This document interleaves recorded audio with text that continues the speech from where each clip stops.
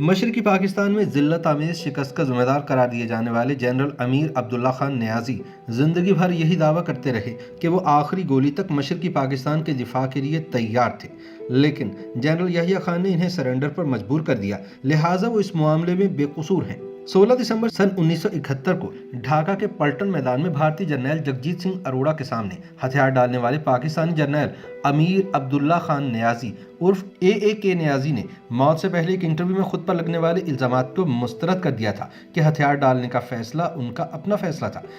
नियाजी का दावा था कि commander in chief general Yahya Khan ने मगरबी पाकिस्तान में भारतीय जारहियत को बुनियाद बनाते हुए मुझे सरेंडर की हिदायत की थी। हालांकि पाक फौज आखिरी गोली तक लड़ने का अज़्म रखती थी। काश उस वक्त याहिया खान की बजाय कोई दूसरा सुप्रीम कमांडर होता तो आज बरे सगीर का नक्शा और तारीख मुख्तलिफ होती। सुकूत ढाका को आज सदी गुजर गई। 16 दिसंबर को ढाका में हथियार डालने की दस्तावेज पर commander eastern command lieutenant general Amir Abdullah Khan Niazi के दस्तखत हैं, जो उस वक्त जोन बी के मार्शल एडमिनिस्ट्रेटर भी थे। हमीदुर रहमान कमीशन की रिपोर्ट में लिखा गया है कि जनरल नियाजी कम अज कम 2 हफ्ते तक मशरकी पाकिस्तान का दिफा कर सकते थे। वो सरेंडर करने की बजाय अपनी जान कुर्बान कर देते तो आइंदा नस्लें उन्हें एक अजीम हीरो के तौर पर याद रखती। ताहम सरेंडर करने के बारे में वो खुद एक मुख्तलिफ तौजीह बयान करते रहे हैं। हथियार क्यों डाले नामी किताब में वसीम शेख ने सकूत ढाका के वाक़यात पर जनरल के नियाजी का इंटरव्यू करके इनका नुक्ता नज़र पेश किया है। जनरल नियाजी के बकौल 4 अप्रैल सन 1971 को कायम मकाम commander in chief general Abdul Hamid Khan ने मुझे कहा कि एक मुश्किल टास्क तुम्हारे सुपुर्द करना है। उन्होंने कहा कि बतौर ईस्टर्न कमांडर तुम्हें मशरकी पाकिस्तान में तैनात किया जा रहा है। मैंने जवाब दिया कि जनरल टिक्का खान तो पहले ही वहाँ तैनात थे। उन्होंने कहा कि टिक्का खान बुरी तरह नाकाम रहा है। सदर मुमलिकत की ख्वाहिश है कि तुम खान से चार्ज लेकर उसकी खराबियों की इस्लाह करो। जनरल नियाजी के बकौल वह 5 अप्रैल को ढाका पहुंचे और 10 अप्रैल को जनरल टिक्का खान से चार्ज ले लिया। उस वक्त हालत ये थी कि मशरकी पाकिस्तान में हमारी छावनियों का आपस में ज़मीनी राबिता मुनक़ते था। सरहदों पर मुक्ति बाहिनी का राज था। जनरल टिक्का की बेरहमाना कार्रवाइयों की वजह से हम अपने ही मुल्क में अजनबी बन चुके थे। जनरल नियाजी इस बात से इनकार करते हैं कि हथियार डालने का फैसला उनका था। वो कहते हैं कि 13 और 14 दिसंबर की दरमियानी शब को मैंने आखिरी आदमी और आखिरी गोली तक जंग जारी रखने का ऐलान किया और कहा कि दुश्मन के टैंक ढाका में मेरे सीने से गुजर कर ही दाखिल हो सकेंगे। जनरल नियाजी कहते हैं कि अक्सर मेरे खिलाफ प्रोपेगेंडा किया जाता है कि मुझे याहिया खान ने हथियार डालने का नहीं कहा था, बल्कि ये मेरा ज़ाती फैसला था और इसके लिए याहिया खान के एक पैगाम का हवाला दिया जाता है। इस पैगाम के मुताबिक जनरल याहिया खान ने लिखा कि जनरल नियाजी, आप पाकिस्तान के सीनियर तरीन फौजी अफसर और डेप्टी मार्शल लॉ एडमिनिस्ट्रेटर भी हैं और वहाँ के कमांडर भी। आप मेरी निस्बत सूरत हाल को बेहतर जानते हैं, ज़मीनी सूरत हाल का सही अंदाज़ा कर सकते हैं। गवर्नर से मशवरा करें और UN वालों को बोलें कि वह सीज़ फायर करवा दें। जब सीज फायर होता है तो कमांडर आपस में मिलते हैं और कोई ना कोई समझौता हो जाता है, लेकिन दुश्मन के सामने हथियार डालने का सवाल ही पैदा नहीं होता। जनरल नियाजी कहती हैं कि यह बात सरीहन झूठ है। मुझे इस किस्म का कोई सिग्नल नहीं मिला, बल्कि इस सिलसिले में जनरल याहिया खान ने मुझे 2 सिग्नल भेजे थे। 13 और 14 दिसंबर 1971 की रात को जो पैगामात मुझ तक पहुंचे वो यूं थे कि आपने दिफा के लिए बेहतरीन जंग लड़ी है, लेकिन मैं समझता हूं कि आप एक ऐसी स्टेज पर पहुंच चुके हैं कि मजीद मज़ाहमत इंसानी बस में नहीं और इससे मजीद जानी नुकसान और तबाही के सिवा कुछ हाथ नहीं आएगा। लिहाजा अब आपको वो तमाम हरबे इख्तियार करने चाहिए जिनसे फौज और इससे मुतालिका अफराद नीज़ पाकिस्तान के हामी अफराद की जानें बचाई जा सकें।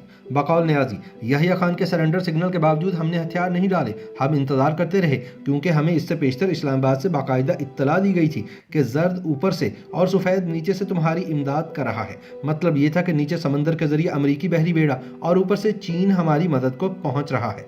वक्त तेजी से गुजर रहा था। हमारे जियालों को हर तरफ से यही जवाब था कि आखिरी गोली आखिरी आदमी के ऑर्डर पर अमल करते हुए वो आखिरी कतरा खून बहने तक लड़ेंगे, मगर इस्लामाबाद खामोश था। जनरल नियाजी के मुताबिक मैं बार बार पैगाम भेज रहा था, बार बार याहिया खान से बात करने की कोशिश करता रहा, लेकिन जनरल अब्दुल हमीद या गुल हसन कहते कि याहिया खान बाथरूम में है। मुझे मालूम था कि पी पिलाकर कहीं औंधा हो चुका होगा। चुनांचे मैंने गुस्से में कहा कि 1 घंटे से वो बाथरूम में है, उसे कहो कि मुझसे बात करे। जवाब में फिर यही कहा गया कि वो बात नहीं कर सकते। मैंने गाली देकर राबिता मुनक़ता कर दिया। साफ जाहिर था कि वह हमें छोड़ चुके थे। उधर डॉक्टर मालिक बार बार हथियार डालने पर जोर दे रहे थे। मैंने कहा कि मैं ऐसे कैसे कर सकता हूँ। जवाब में वो बोले कि याहिया खान से मेरी बात हुई है। वो कहते हैं कि मशरकी पाकिस्तान तो गया, अब मगरबी पाकिस्तान को बचाने की कोशिश कर रहे हैं। अगर तुमने हथियार डालकर जंग बंदी ना कराई तो मगरबी पाकिस्तान भी हाथ से जाता रहेगा। याहिया खान कहते हैं कि भारतीय फौज मराला हेडवर्क्स तक पहुंच गई है और अगर वो हेड मराला पर काबिज हो गई तो गजब हो जाएगा, लिहाजा जल्द हथियार डालकर जंग बंद कराओ। मैंने फिर याहिया खान से बात करने की कोशिश की, मगर वो अभी तक बाथरूम में थे। जनरल नियाज़ी के बकौल मशरकी पाकिस्तान के दिफा की हिकमत अमली शुरू से ही ये रखी गई थी कि अगर भारत ने वहाँ हमला किया तो हम मशरकी पंजाब पर हमला करके वहाँ कब्जा कर लेंगे।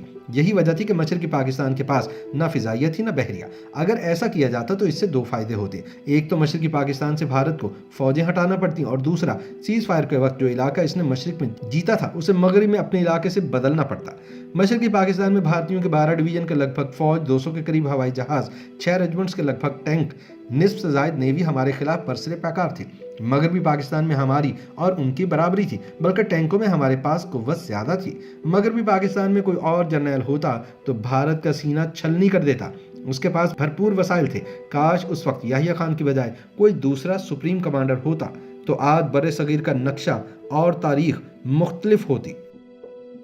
YouTube पर गूगली न्यूज देखने के लिए youtube.com की सर्च बार में गूगली न्यूज टीवी टाइप करें। गूगली न्यूज के पेज पर सुर्ख रंग के सब्सक्रिप्शन वाले बटन पर क्लिक करना ना भूलिए। YouTube पेज पर अपलोड होने वाली वीडियोस से बाखबर रहने के लिए बेल आइकन पर क्लिक कीजिए। आपको हर नई वीडियो के बारे में नोटिफिकेशन मौसूल हो जाएगा।